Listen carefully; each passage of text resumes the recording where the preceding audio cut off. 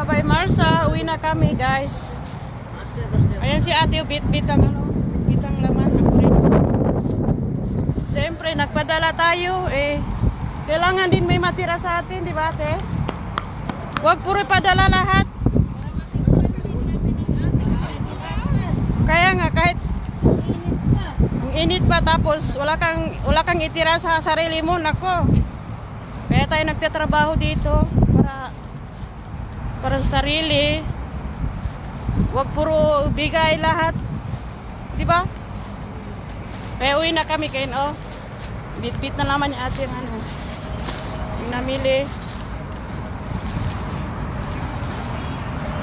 Yung guys, ang lawak. Kasi nandun na yung driver namin sa dalawang driver. Para sa amin.